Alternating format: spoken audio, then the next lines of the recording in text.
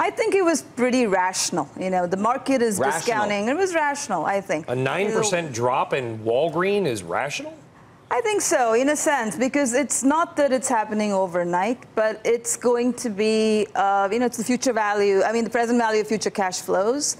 And the retail pharmacies are at threat. There's going to be an overhang for a while. Yeah. We've speculated for a while. It's a rational move from Amazon as well, I think, right? But you're not a Walmart analyst. I understand that, Anna. Yeah. So you don't have to comment on Walmart. Yeah. But when we see $3 billion wiped off the market cap of the world's biggest retailer, are we? By the way, when they could have spent $700 million to buy the thing. That. Shoulda, woulda, coulda. Yeah. Shoulda, woulda, coulda, I guess. But what I'm saying is, are we starting to overdo the Amazon effect? Amazon could sneeze and the market catches a cold. You know what I mean? It's like, Amazon's going to kill everybody, sell everything. Yeah. So I think a couple questions. My view on the Walmart move is, I think Walmart and Humana, we've speculated there would be a deal. I don't know whether there'll be a full merger. I probably would say not.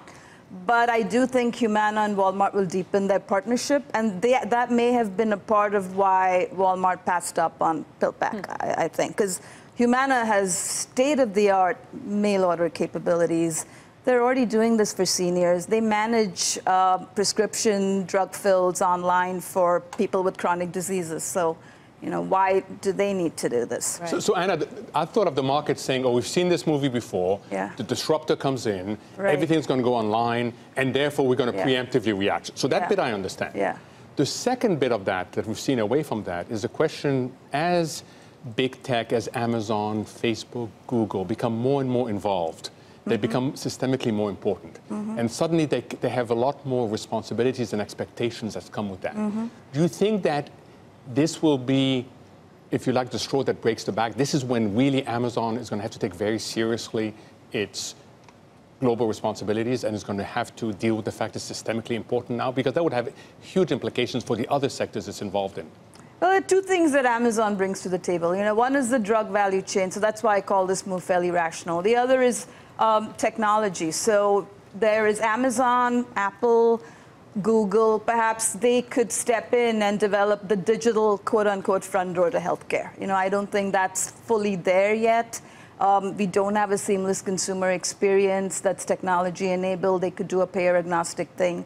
But as far as the drug chain, it makes sense, right? They're in distribution. They don't do drugs. They've gotten into OTC. I agree with all of you. It's going to take a long time. Maybe they get 5% market share after, quite a while. But that threat is going to be there, and they will grow share over time. I do think Walgreens and CVS have known this, and CVS, the deal with Aetna is pretty much, in part defensive because of the front store and in part because of the future threat of pharmacy. Walgreens is doing partnerships with United, with these urgent care stores. They're doing it with Humana.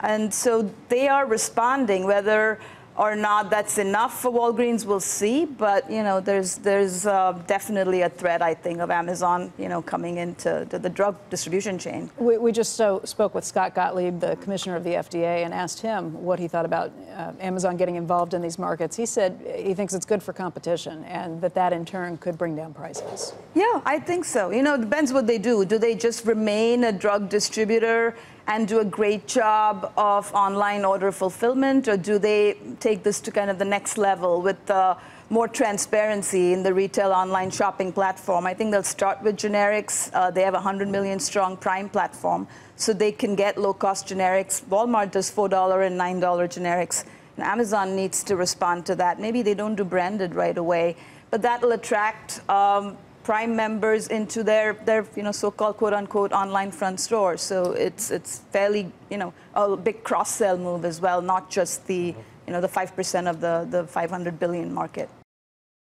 Hey there, thanks for checking out CNBC on YouTube. Be sure to subscribe to stay up to date on all of the day's biggest stories. You can also click on any of the videos around me to watch the latest from CNBC. Thanks for watching.